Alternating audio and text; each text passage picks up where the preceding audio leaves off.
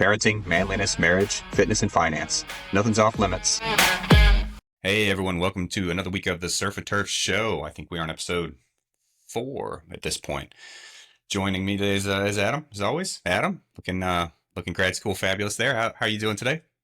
Coming at you from a bed and breakfast in Newport, Rhode Island. Do you have a bathtub full of beer next to you right now? I wish there was a bathtub there. Unfortunately, they're just showers.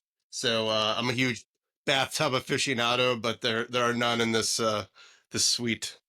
That's unfortunate. Yeah, I honestly would be like Will Ferrell going back to college, right? It would be such a disaster. I don't think I could step back into that anyway. It was a great time, but I don't think going back now it would be as enjoyable. What do you think?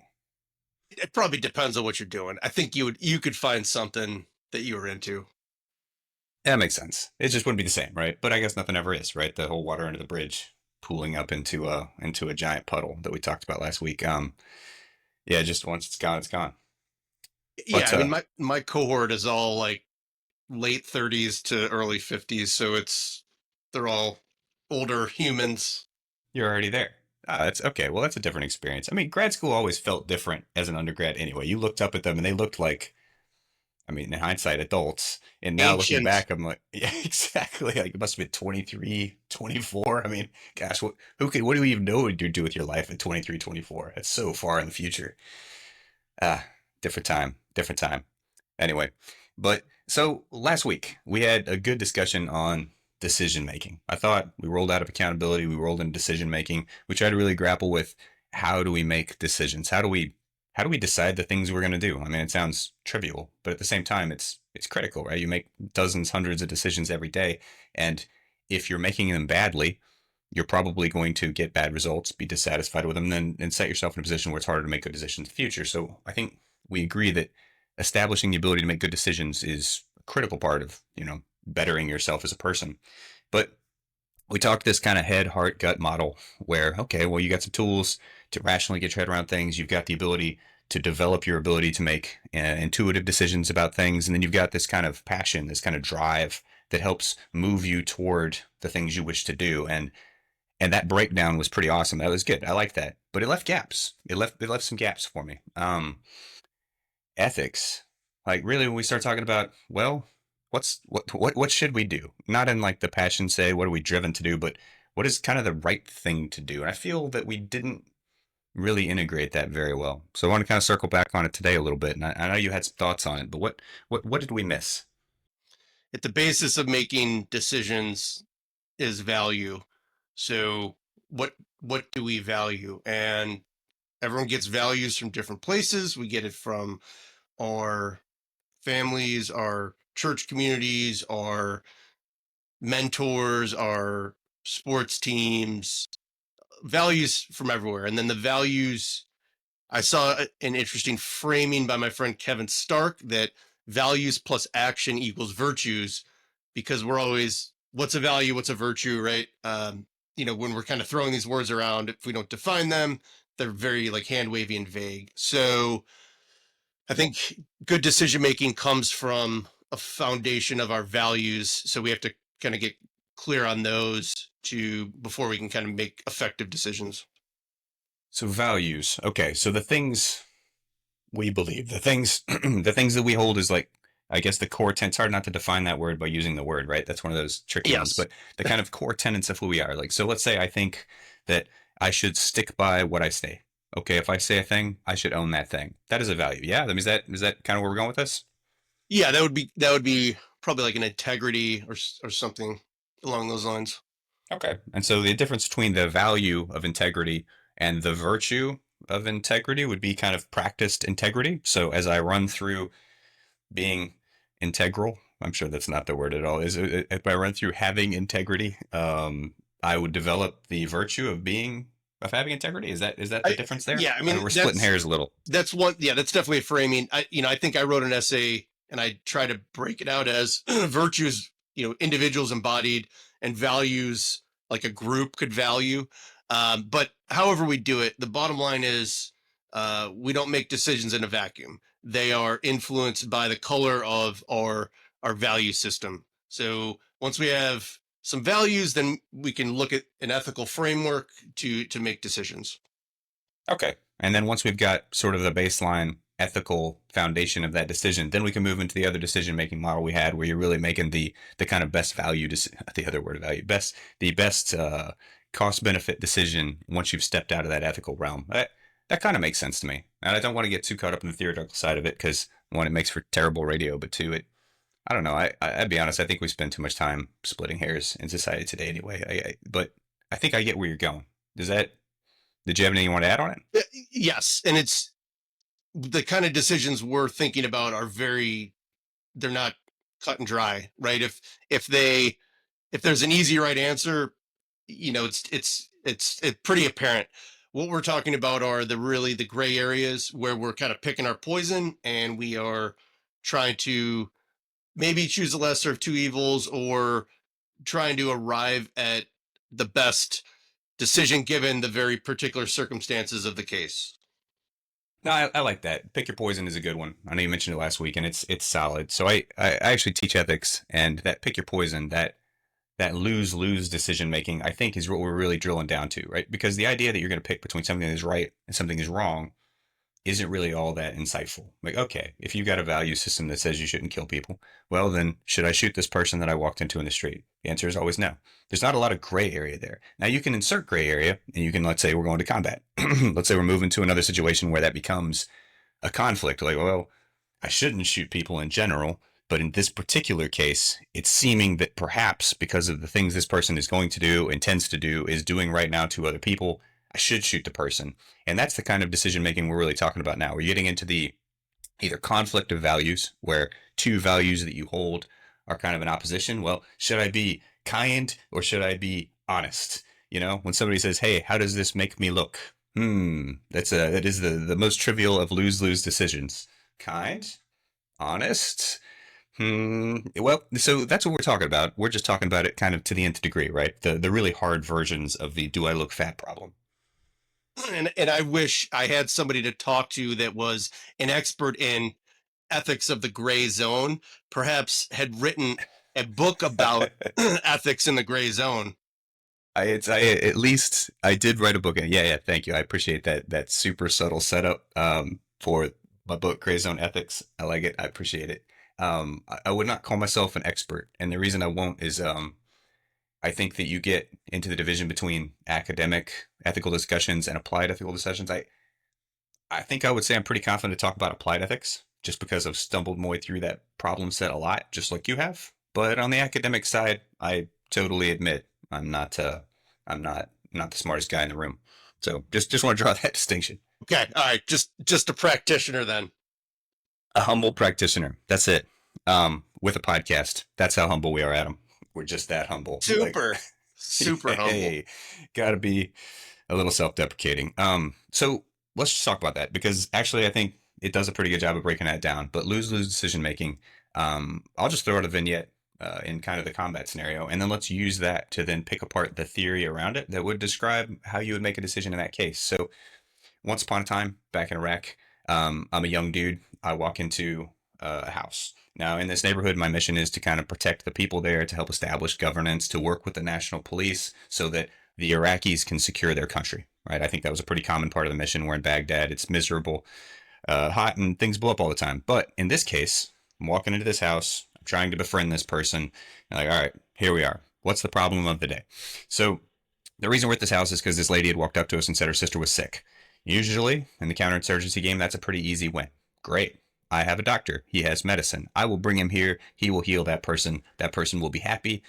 They will, trust me a little more, trust the government of Iraq that I represent them a little more. Mission working toward being accomplished. This time we walk in, I'm like, okay, great.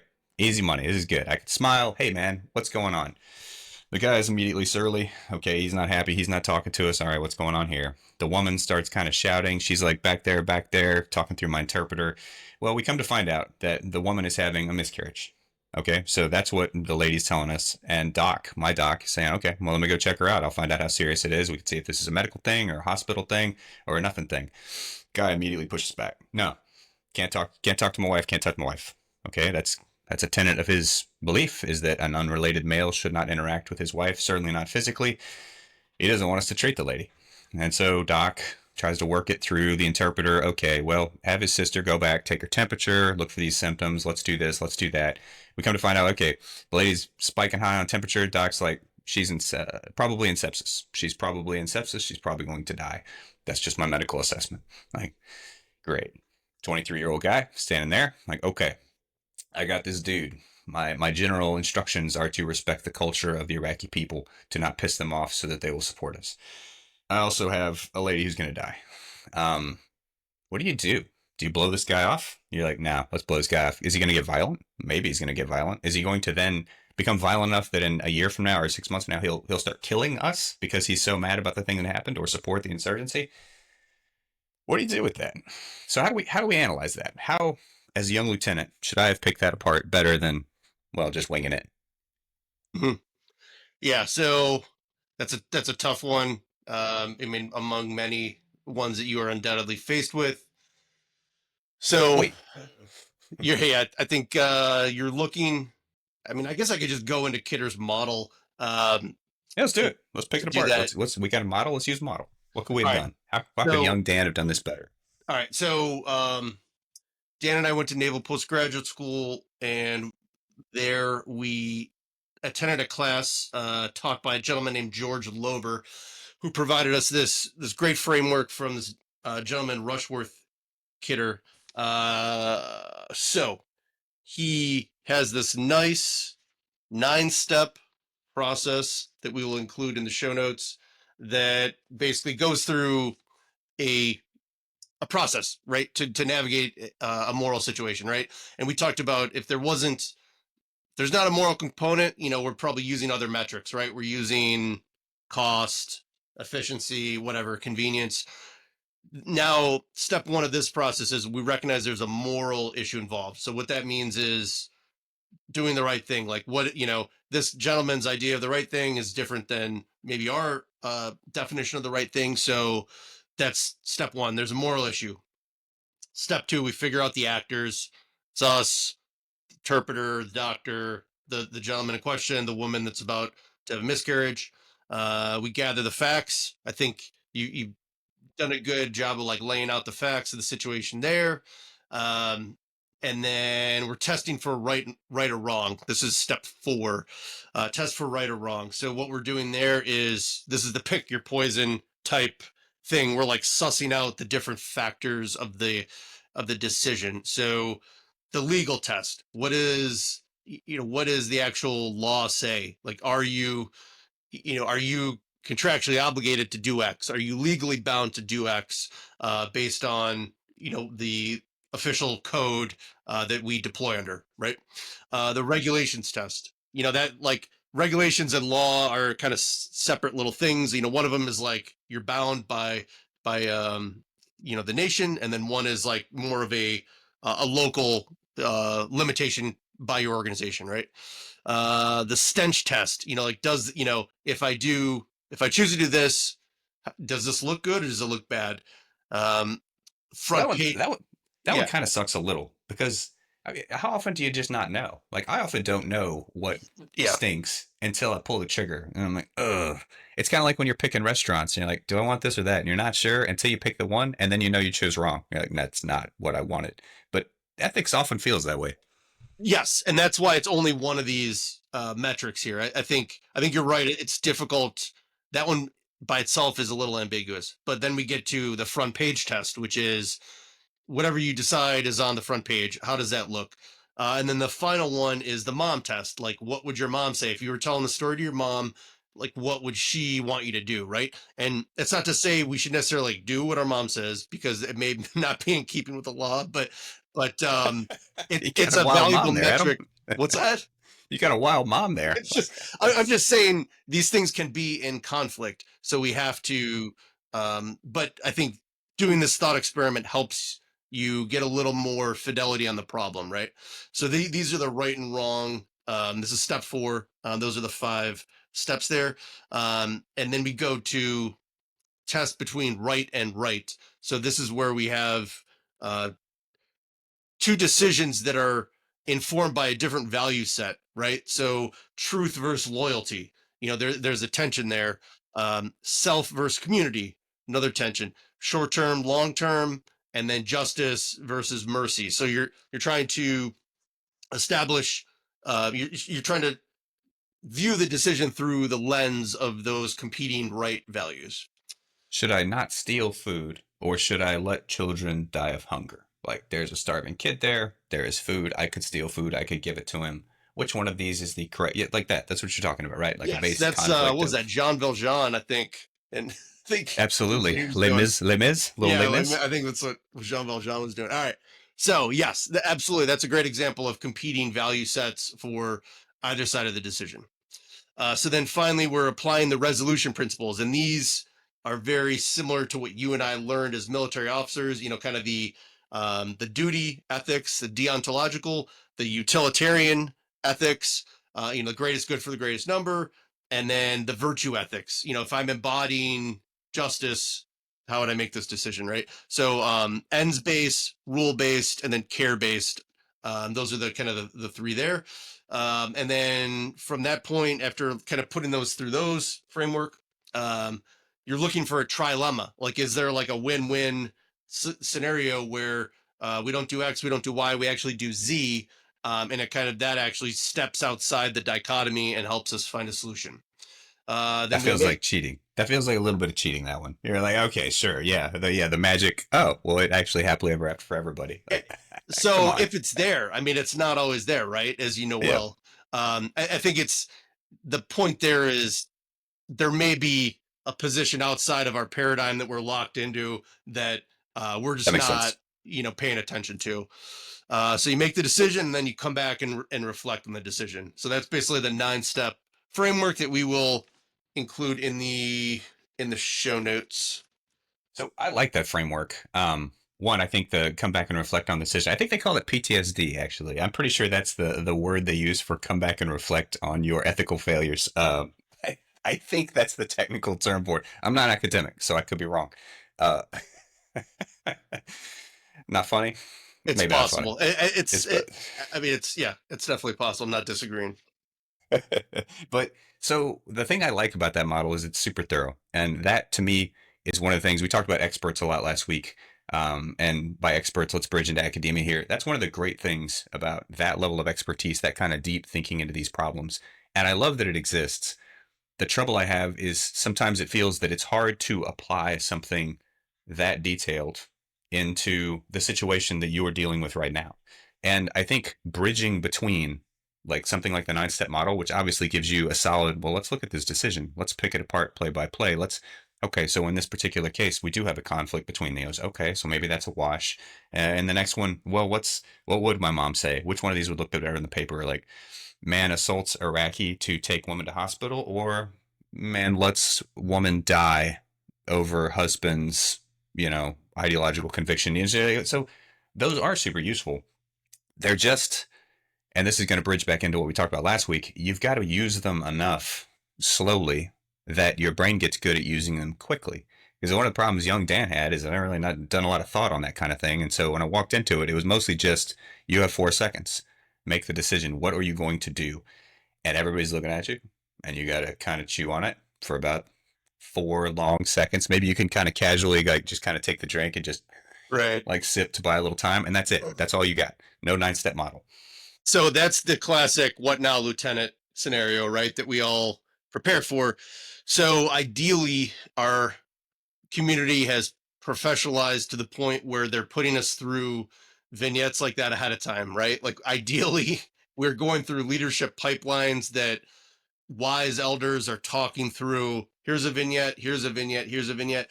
Better yet, there's a cat named Gary Klein. He has what's called an expert on decision making, but he has what's called a shadow box methodology. What this does is you have a little booklet, you open the page, there's a vignette, and then you as the novice in the field, you're kind of like writing down, okay, this is what I think is important in this situation.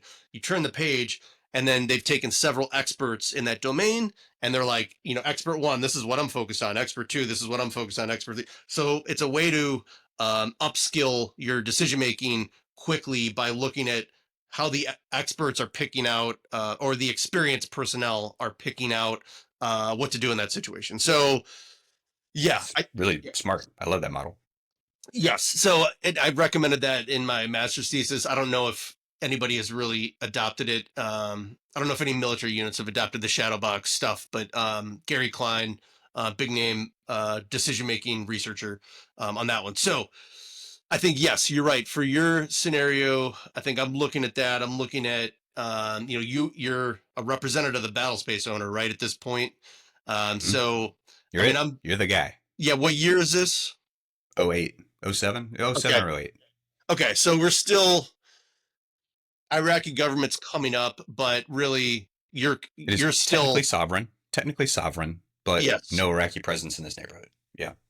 Yeah. So I think what I would do in this situation, I would probably view my obligation to, the people of Iraq, based on being like the battle space owner. I'd be like, my duty is to save this woman's life. So I would look for a way to diffuse the situation with, you know, getting some females out there maybe. So they're kind of interfacing. Maybe he's not comfortable with like, male doctors, interacting with his wife. Like, I'm not totally sure, but, I think I would basically override that dude, and then in the best way that we could.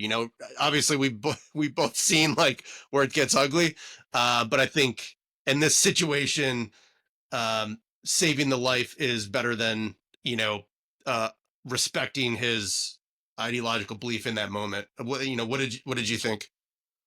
That's that's what I did. That's what I did. Even in hindsight, I think I would do it that way again. Although we absolutely did none of the best things that you talked about there. Like, oh yeah, we could have gone to find a female. Maybe she could have helped with this. We could. There's probably a lot of things we could have done better. But instead, we just kind of counted on. I'm in your house. I have a lot of guns, and I'm much larger than you. And I'm telling you this is going to happen, and you could be mad about it, and it's going to happen. And then when we bring her back, you're going to go to jail if anything happens to her. So let's just leave it at that. And I never saw anything that indicated it ended badly. I often wondered, and this is just me speculating, I often wondered if he wasn't secretly a little happy that we did it. I mean, he's Right. got to show face, he's got to do the thing. Yeah. He wants the neighbors to respect him as a person and all that, but he presumably doesn't want his wife to die. And so I don't know. Maybe that's just what I tell myself, right? Because, like you said, we reflect on it, and I think we're all really good at making ourselves think that our decisions were pretty solid in hindsight. I mean, we're pretty good at like kind of glossing over things in the Right. past, and that's my happily ever after version of that story.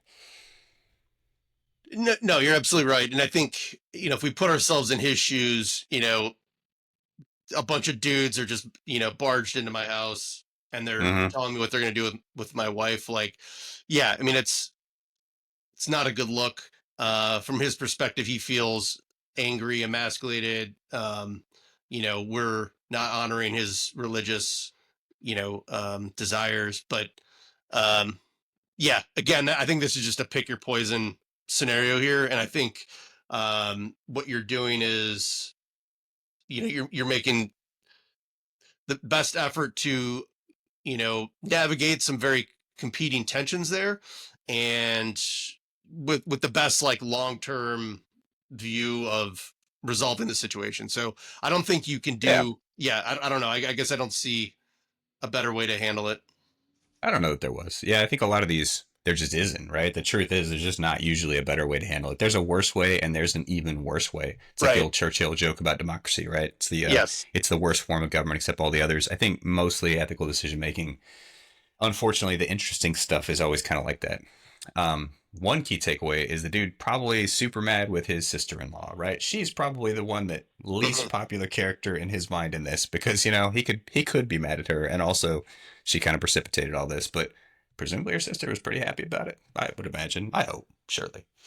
Um, but yeah, so to take that back to what we're talking about, this whole kind of series on decision making is really how do you develop your ability to make that sort of decision?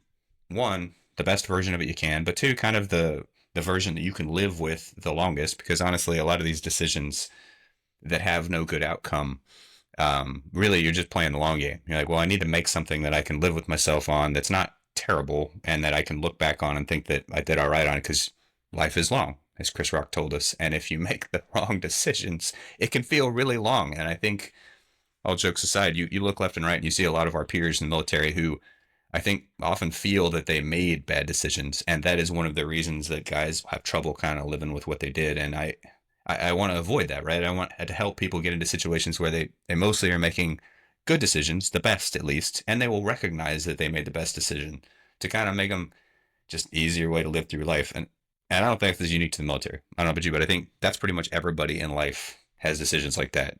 And anyway, yeah, I think we got to help those people. Yeah, I think you're bringing up, the concept of moral injury, and I think so. So yes, all humans are, susceptible, but I think, yeah, police, law enforcement, we're definitely on the front lines of just you're choosing, bad option, worse option, you have to evaluate the trade offs very quickly. So, I would say the best thing, I recommended vicarious experience, which we talked about last week.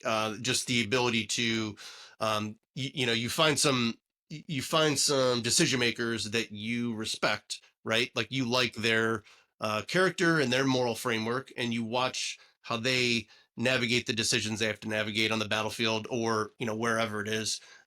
So watching them, and then really the lost art in our world of just reading, finding memoirs from other wars, or other, if you're in a different job, like find people in that job field that had to navigate a very complex decision environment, and then read how they did it, and that gives you just new mental models for your mental Rolodex to pull out when the situation requires it.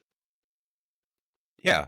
Yeah, that's right. Learn from other people's mistakes, right? Learn from other people's mistakes, read, inculcate other people's mistakes, and ideally successes, so that when it comes time to pull the trigger, you kind of do it right. Now it's funny, but an old shooting coach once told me, he's like, people say practice makes perfect. He's like, that's not true at all. Practice just makes permanent. Practice just locks in what you're doing. It trains your body, it trains your gut, if you will, to do the thing that you do a lot. So it's easy to say, well, if I just practice this a lot, I'm going to get good at it. But the truth is, if you practice it wrong, actually, it's the opposite. So the reason I bring that up is I wonder, you talk about, well, we don't read as much anymore.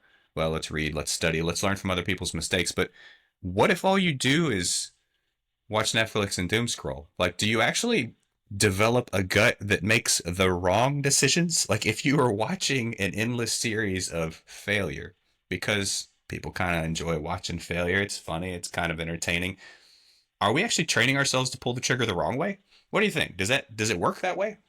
Yeah. So in general, let me put my storyteller cap on. So yeah, in Please. general, stories are usually cautionary, like don't do this, or prescriptive, do this. So yeah, if what you're describing is, we're watching Breaking Bad and Mad Men and The Sopranos, right? These are all like anti-heroes that made anti-heroic decisions, but we kind of were like, yeah, like Because they're the protagonist. They're yeah, we're like viewed as sort Walter of White, yes.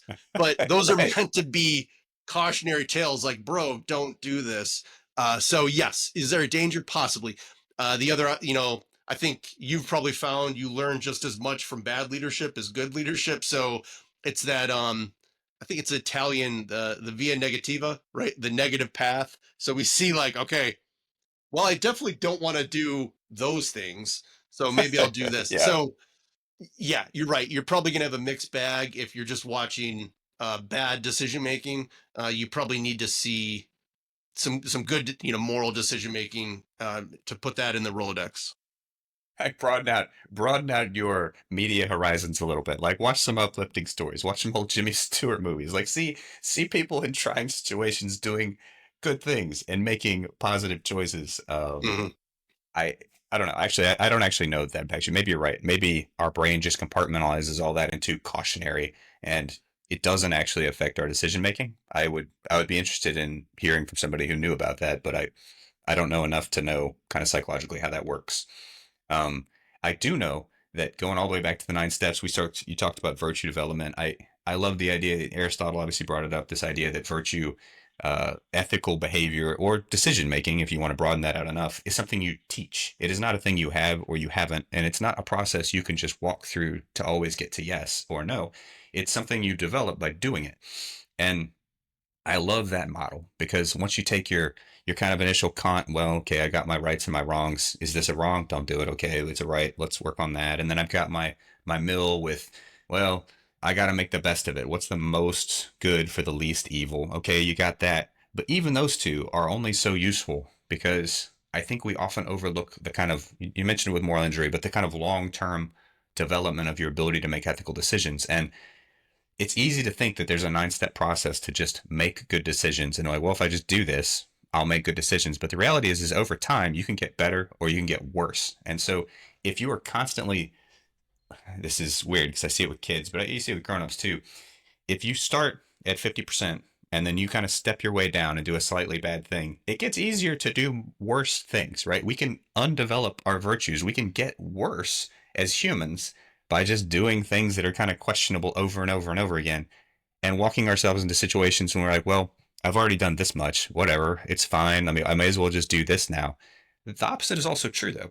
You can develop your ability to make good decisions by making the slightly better, harder thing. Okay, I'm going to do this. I kind of hate it, but I'm going to do it. It gets a little easier the next time. I mean, is that, do we look at that enough when we're talking Yeah. about So, decision and making? I remember, um, I used to write platoon commander, troop commander guidance, and I always foregrounded character because what I realized was, I was prior enlisted, so I was in a leadership role later in my life. And what I realized was you can improve your character, right? So, Jim Rohn talks about you're the average of the 5 people you hang out with the most, right? So if we have a good inner network that are making virtuous decisions, that's going to percolate to us, and then our conduct is going to percolate to them, right? So I know very well that my character wasn't as good when I was younger, right? But through Understatement.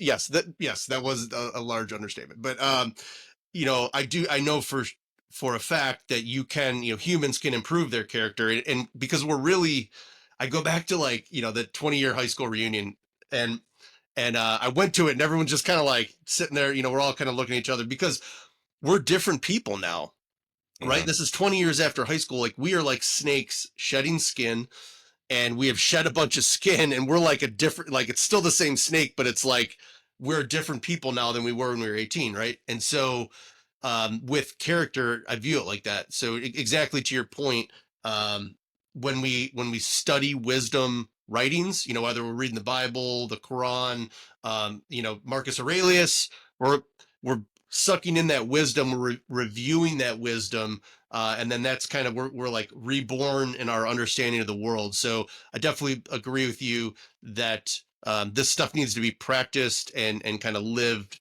through to to habituate ourselves to it. Yeah, I think that's absolutely true. 100%. Also, you went to high school with a bunch of snakes. Weird. Yes, That's weird. I That's went. a strange animal to I choose. was in Slytherin. Yes. That's great. That's great. Um, okay. Well, let's. So what we've decided is one, ethical decisions aren't quite the same as other decisions. Sometimes, if a decision has an ethical component, there's a little more math you got to do, or in this case, probably up front, there's a little more development as a person you should do so that you'll be equipped to make that decision when you got to make it. The key is just really recognizing that, right? Because a lot of times you can coldly evaluate a situation and forget the ethical component maybe until it's a little too late, and then you end up doing something like, I don't know, let's say fraud. If we're going to deal with nonviolent things, let's talk about fraud. Let's talk about money laundering, things that can make sense on paper. Things you're like, well, I'm just skimming a little here, I'm just doing a little of that, but actually, you forgot the ethical component of that in your effort to pursue most bang for your buck. So it's important to recognize that. But then, even then, when you've got all that lined out, you still need to practice and develop yourself as a person so that you'll be ready to make these decisions when they come. I mean, is that a way to kind of roll all of that into one piece? Yes, absolutely. And it's not easy. It's not. It's not an easy process. It's not frictionless.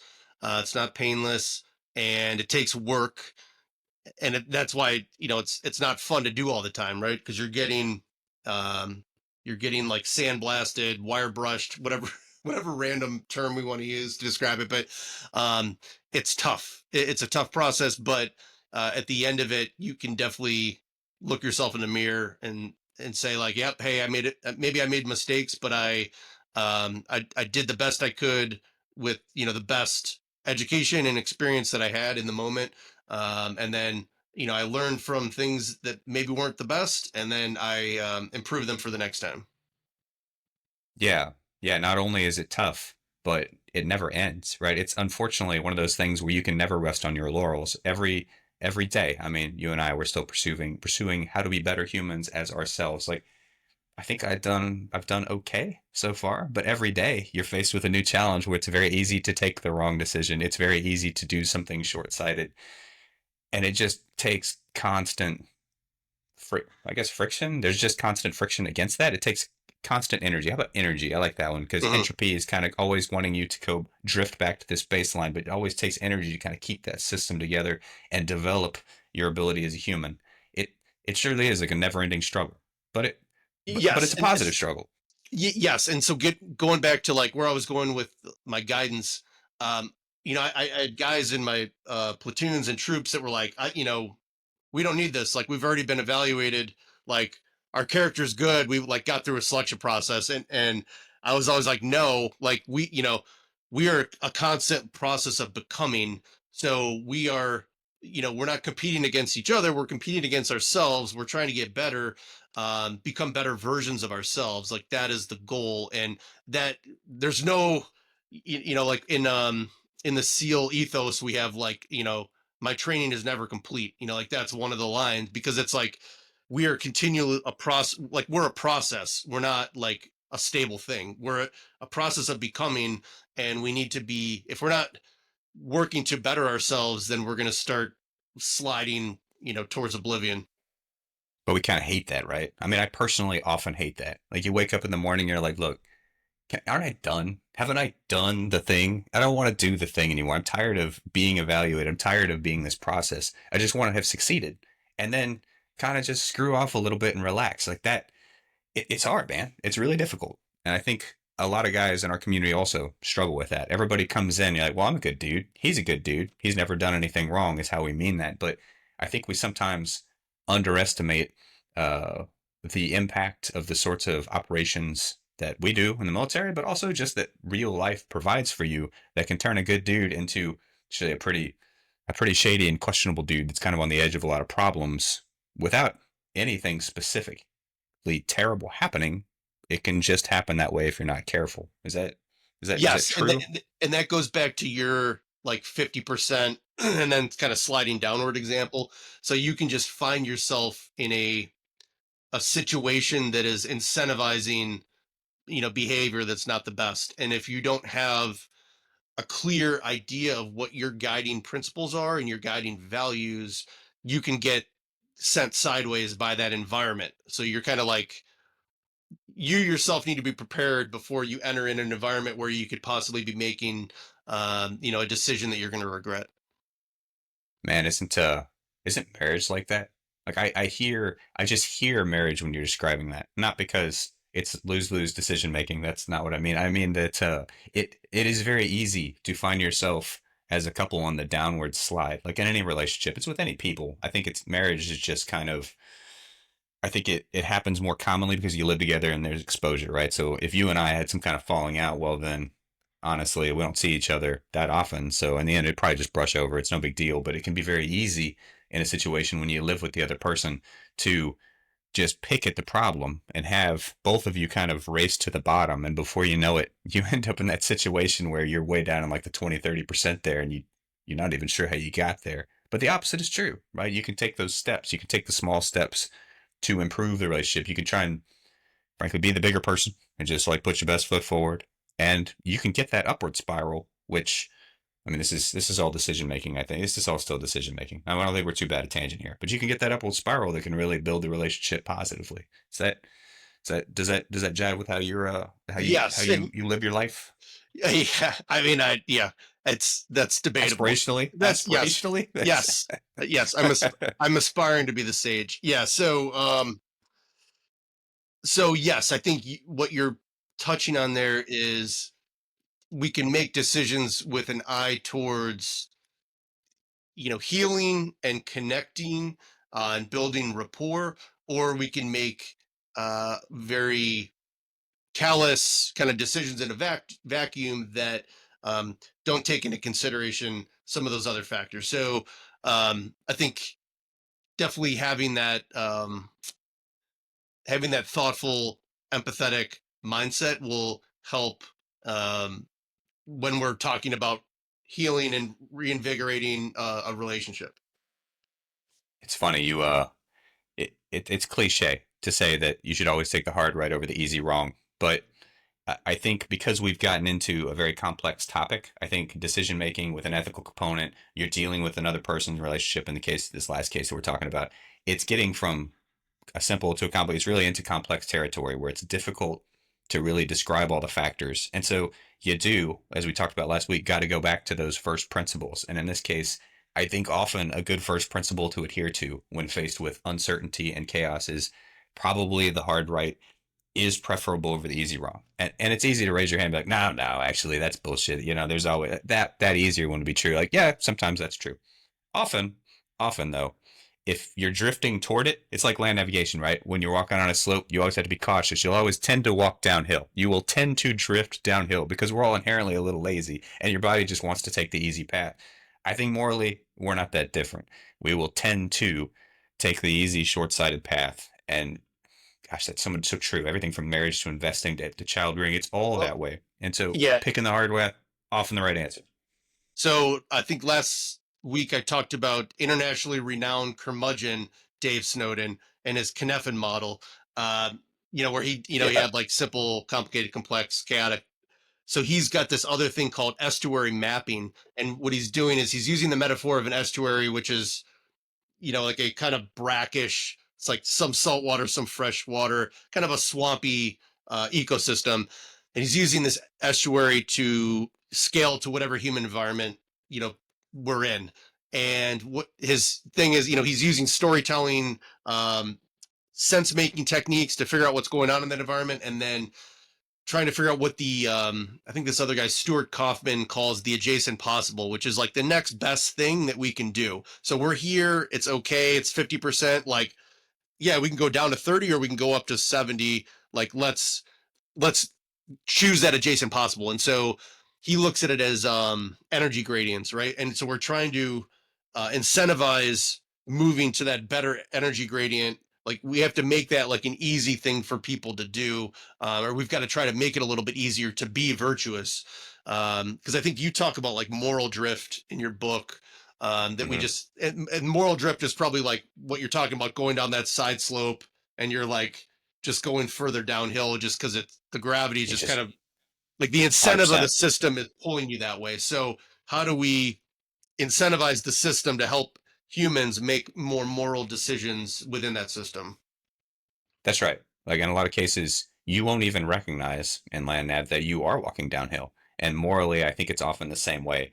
You you can become so accustomed to thinking that where I am now is baseline that you lose sight of the fact that you're actually drifting toward pretty horrible place. And a lot of times you won't even see exactly how far you've drifted off of that baseline until, you have a kind of like snap moment of conflict. Like, oh, wait, you mean having a trunk full of cocaine coming across the border like that?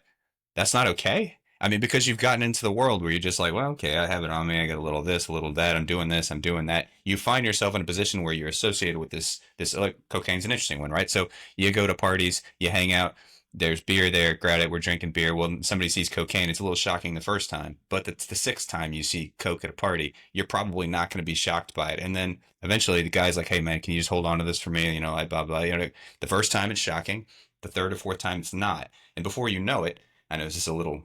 Actually, it's not that silly an example. I think a lot of people have had similar examples to this in normal life. But before you know it, you can find yourself in a position where the police are like, you have 13 kilos of cocaine on you. You're like, well, I mean, I'm not a drug dealer. I'm not like, what do you mean? I just had this coke, and you don't even realize where you are anymore. And I think that's a little hyperbolic, although maybe not all that hyperbolic. But I think people often find themselves in those sorts of situations where you just have to be really careful, or you will find yourself quite a bit off azimuth, and you didn't even realize how you got there.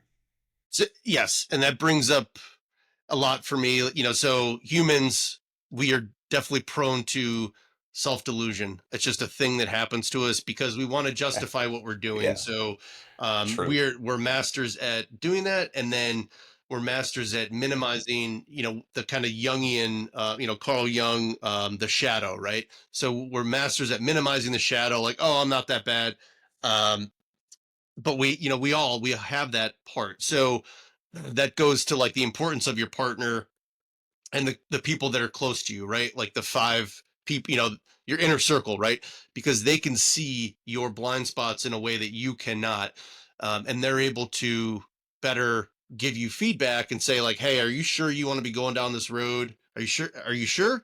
And that is a powerful checking mechanism to kind of help us from going astray. And then that feedback is always welcome, isn't it? I mean, don't you just love getting that feedback? It's the best Yeah, I feedback. mean, I seek it out constantly. I Yeah, sucks you. Like, oh man, come on. Like, why we gotta say it like that? It's funny you mentioned that we're the sum of the five people we hang out with. The average age of the five people I hang out with is about 13. So I don't really know. I don't know. I don't think that bodes well. I hope that's not entirely true. Maybe there's Yeah, an exemption for kids. they're going to keep you young. Yeah. They keep me young. Yeah, young in the sense that I have a middle school like hostility toward the world, and a healthy dose of acne. Like what kind of young are we Right. talking about here? Yeah. Yeah, and obviously that's just like an estimate. The five people. It's not I think they're five talking people. peers. It's Yeah, I think whatever. they're talking about It's. peers. I, But I the don't think they're point talking about is, kids. yeah, the point is, you can go down a bunch of rabbit holes with that, like Rene Girard and like mimetic desire. We kind of see what other people do, and we're like, oh, that looks good, I'll do that. Or oh, they got this, I want that. So we're gonna capture things from the people closest to us for good or bad. So we want to, hopefully they're more on the good side than bad. Yeah, 100%. And you see that as cross-cutting advice. I mean, you read, I think it was Robert Kiyosaki. I mean, like on the finance side, like totally divergent from what we're talking about. Same thing. Like, hey, if you want to have healthy finances, surround yourself by people who are financially healthy. You want to surround yourself by people who do the things right and do the thing, I guess not right, but who do the things the way you wish to do them, Right. not the way you do them yourself. Surround yourself by people who are slightly better than you at the things you wish to improve at. And there's a lot of wisdom there. Of course, you don't always get to pick who you hang out with, but maybe maybe that's not true. I mean, actually, we kind of act like we don't get to pick who we hang out with, but you actually mostly do have a choice. It's just not always an easy choice. But that's what we just talked about, right? Yes. Yeah, I mean, there's definitely like, okay, there's geographic proximity, and then there's like in the virtual world. So I think it's cultivating the relationships that you want in your life. I think that's kind of the takeaway. Wow, we kind of zoomed out there and took like the the widest field of view possible to talk through decision making. But I think we kind of arrived at a fairly holistic look, all the way from moment of decision through personal development to make yourself better decision making through the company we keep in order to kind of long term set ourselves up for that. I mean, is there anything we missed, or should we apply this? Should we just trot out something and say, all right, well, let's talk about this. Let's see if it works. Yeah, no, I think it's a good idea. Let's do it. Comprehensive enough. I'm sure we missed lots of things. I'm sure that it being the internet, people will be fast to tell us all of the things we missed. And I'm okay with that because, again, it's feedback, right? It's how we get better. But let's take an issue then. Let's just look at an issue and say, all right, how do we make a good decision on this? One of the things I think we're often faced with in life is we end up with these kind of mega problems that we're kind of expected to have a position on one way or the other. We're like, okay, well, here's this earth shattering issue. Over drinks, over conversation, it comes up at all times. We're expected to have opinions on everything because that is the nature of 2025. One, I kind of push back on that whole model and say, well, let's mostly avoid that. But there are some things you still need to have an opinion on because your decisions will be required. Let's look at just one of those things. I mean, you could think of 100 of them, but how about euthanasia? I don't know why, but I've heard more about euthanasia in the last year than I ever cared to, and it seems like a thing that my gut. I know what my gut decision is like. Oh, euthanasia. That's probably not good. Uh, but what do we? Let's pick it apart. Like let's just kind of apply this model to it and see. Do we have reasonably well thought out views on euthanasia, and how would we as people kind of look at euthanasia and develop an opinion so that it's not just the kind of default here's where we landed opinion? Yeah, yeah, and I think so. What are we talking about when we say euthanasia? We're saying a doctor is assisting a human to end their life. Is that what you're saying? Assisted suicide. Yeah, yeah. I don't think it necessarily has to be a doctor, but let's say the idea that a mercy killing, a person who wishes to die, it gets assistance from either a professional, a friend, the government, in the fulfillment of that wish. I am a terminal cancer patient. I have 6 months to live. It will be in extreme pain. Is it legitimate for me? Is it okay for me to ask for assistance ending my life? It's horribly sticky. It's like the one of the messiest issues you can look at, right? And it gets immediately loaded as you dig into it. You're like, well, people should be able to kill themselves if they want. You're like, well, okay, yes, and maybe on the surface, I don't know, that's true or not. One, you might disagree with that, but two, as you start picking apart, like, well, who's doing the killing? Why are they doing the killing? When are you allowed to do the killing? Like, you start to get into that awful sticky morass that we were just talking about with Right. lose decision making. So where do we even start? Yeah. So I think this is a very personal. I think it's just a very personal issue for people. There's a lot of uh, emotion that's bound up in this issue from like probably personal experience of each human, right? So there's probably like talking about it in an academic fashion, and then there's the actual like rubber meets the road practicality, real life stuff. So And then there's you versus everybody else too, right? Like, well, is it me that wants it or is it somebody else that wants it? Because that right, also changes the tone. right, and then yeah, you got to look at. I've seen this. I've seen the same consideration with something like like the Jack Bauer torture the terrorist for the nuclear The bomb, ticking right? time bomb. Yes, the ticking time bomb. Everybody, Right. always a And good time. The ticking and so time you're bomb. trying to like figure out a moral framework to execute this decision, like under what conditions is it, necessary, and what conditions is it, prohibited or not favored. Um, so yeah, so we can look at Kidder. I mean, I think yeah, my decision making would be informed by like I can remember seeing I was with my grandfather and his brother had a stroke and was like comatose and was like basically brain dead, but he was still alive. And I remember looking at my grandfather and he was like, we're more humane to our animals than we are to other humans. So that's, I mean, that's like one side of the argument, right? And then there's other Mhm. sides that are the converse. So it's definitely it's a challenge. Yeah. So if we just start baseline, because what you're describing right there, I think, is the conflict between kind of head and heart in this case. Like, well, all of a sudden, whatever principles I had, whatever I thought I kind of thought about this issue, it's different when all of a sudden it's real, it's there, and it's in front of you. And that's an important component of all decision makings. But I think step one is just, okay, well, we recognize, well, it's got a moral component. Certainly, I think there are very few value systems under which this is not a moral issue. So that means we got to bring in some of that moral decision making. And to me, that means you start going through your little stair step. All right, first, is there an objective right or wrong here? Like straight Kant. All right, let's talk about moral imperatives. Like, is there something we have to do or we shouldn't do? Honestly, it's going to depend, which is ironic given that we're talking about objectivity. But if you are, for example, Catholic, the answer is no. It's for you. You already have it spelled out. It's right there. It's a no is the correct answer. Now it doesn't mean that you don't have to suss it out and get into the more nuanced decision making later, but your baseline is pretty firm position. If you had other value systems, not the case. You might, well, okay, it's not real clear. Usually we shouldn't kill people, but in this case, because the person wishes to be killed, there is suffering that can be alleviated. Perhaps the correct answer is to kill them. I think maybe you could say that John Stuart Mill, a little utilitarian approach, you might say that, well, all things considered, there will be less pain going this way to euthanize the person than there would otherwise. And so I think some value systems will not help you, but you will get into that cost benefit. And then once you kind of get into the cost benefit side, you're like, okay, well, you know, guy had a stroke. It's costing one a lot of money to keep him on life support. He has no quality of life. His chance of coming out of this are very slim. He may be in pain. It's certainly causing the people around him pain. All of that stuff can quickly stack up. But on the other side of it, you have the, well, who's going to kill the guy? Is he morally responsible for killing the guy? Is there a moral responsibility in killing someone even if they wish to be killed? What about a medical professional? The person's obligated, I think sworn, the Hippocratic Oath obligates you to save life. if at all possible. So what does this do in that moment? Does this violate that oath?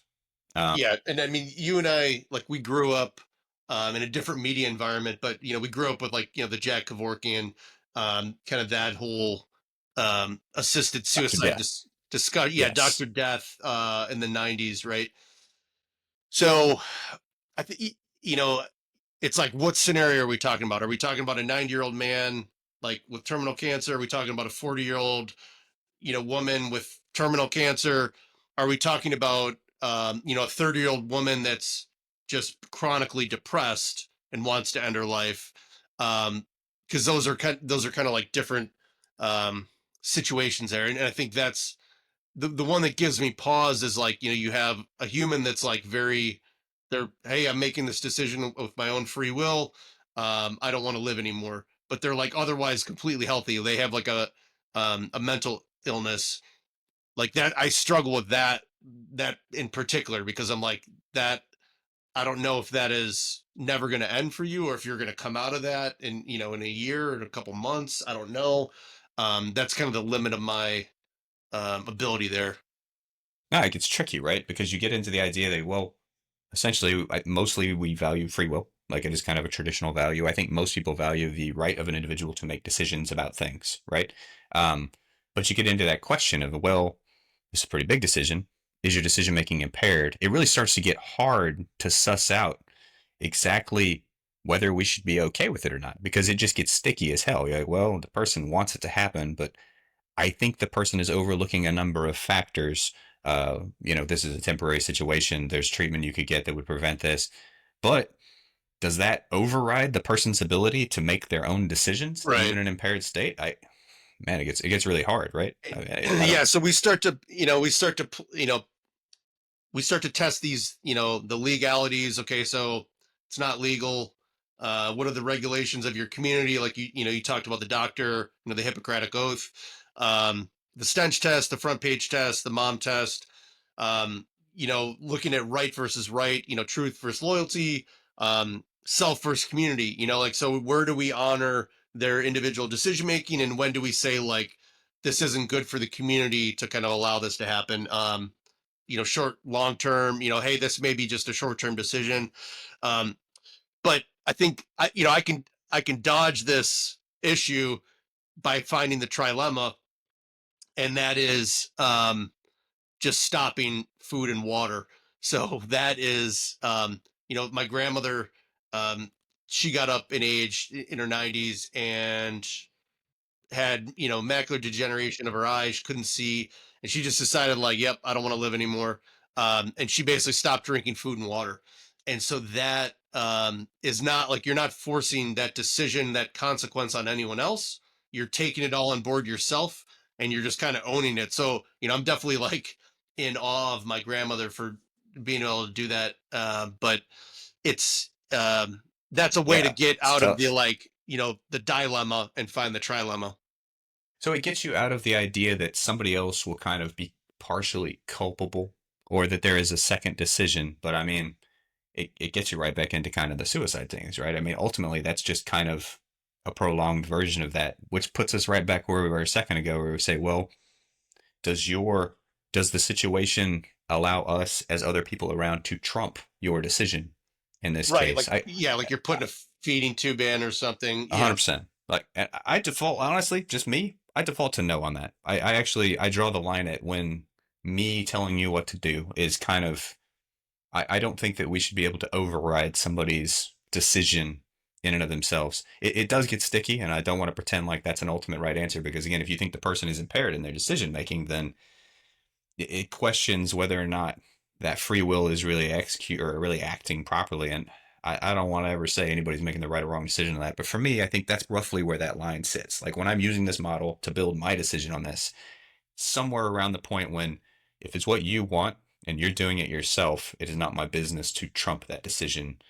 I don't know. I mean, that's Yeah. Well, roughly where yeah. we So get. that's like kind of the libertarian argument where it's like, you know, it stops at the edge of my nose, like, all that stuff. So yes, and I think I'm making a different calculation for this, for like a 90-year-old woman versus, like, you know, maybe a different The, scenario.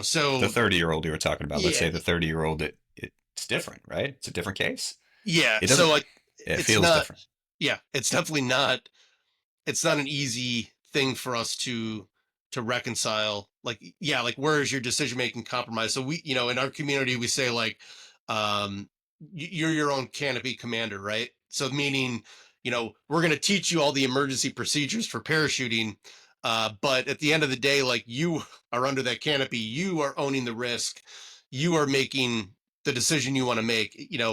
Um, The like I cutaway, had right? a Do I cut away the chute? I have a kind of chute above me. It's sort of there. It's all right. It might land me okay. Do I right, cut it away and hope the reserve inflates? Like, your decision, buddy. Don't right. know. Might be worse. Might be better. Hard to say. I landed in a forest one time, and we have like the tree landing procedures, right? That you're supposed to do, and then but I hit this tree at like 150 feet in the air. Full So flight. I'm Full. not doing the tree, like I grabbed onto the tree like a freaking squirrel, and I'm You're not gonna lower yourself down with the no, and I'm ropes like, and I'm just gonna strings that you chill. have. Yeah, I'm just gonna chill here for a while and like just come get me in a few hours. Um, but yeah, so like you are your own canopy commander is the bottom line. So you've got to kind of come to that agreement yourself. So I don't know if Well, we've if we circle yeah, back, the one thing I think also we should consider at least while we're talking through it, because we're talking about euthanasia, I think we've established that one, it's a moral issue.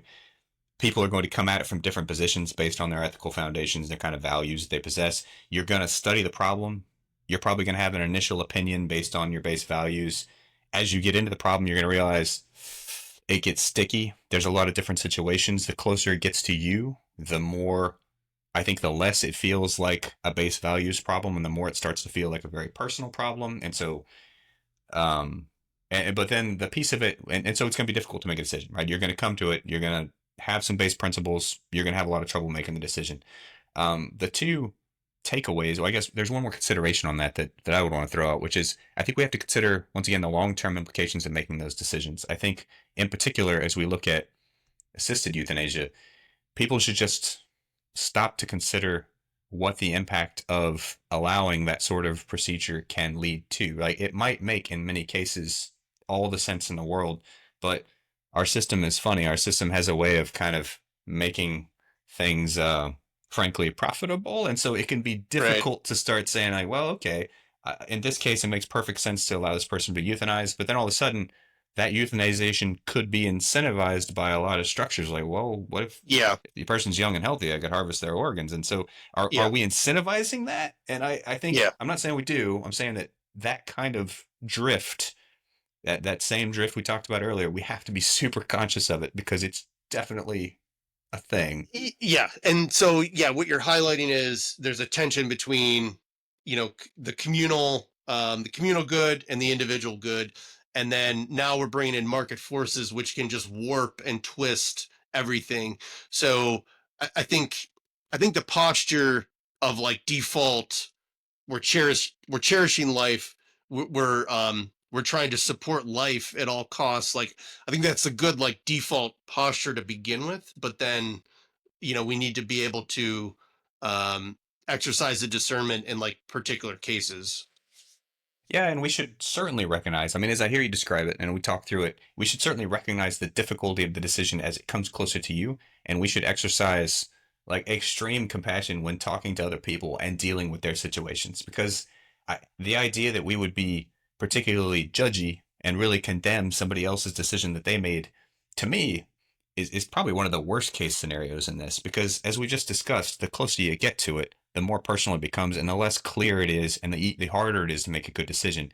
And so it's probably that close for any person involved in it. I think it's safe to assume. And so we as people who are not involved in it should probably like shut our yaps and not get involved in that decision except in, the kind of principles based discussion about it. But you got to be careful with that. I think we're too quick to weigh on that sometimes.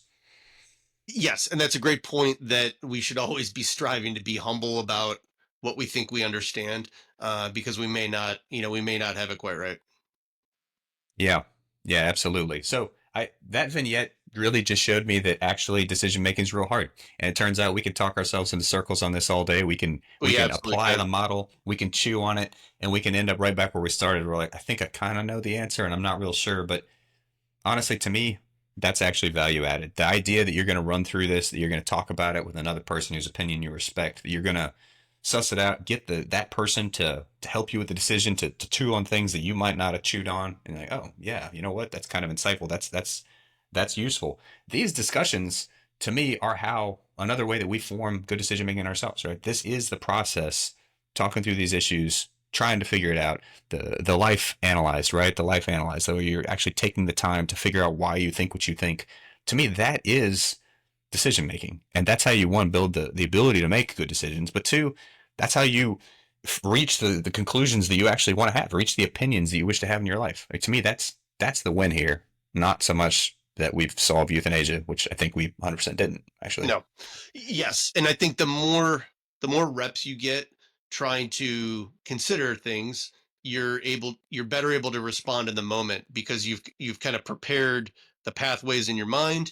And you're I don't know, you're like flexing your cognitive abilities in a way that will allow you to respond faster when you're actually confronted with a situation.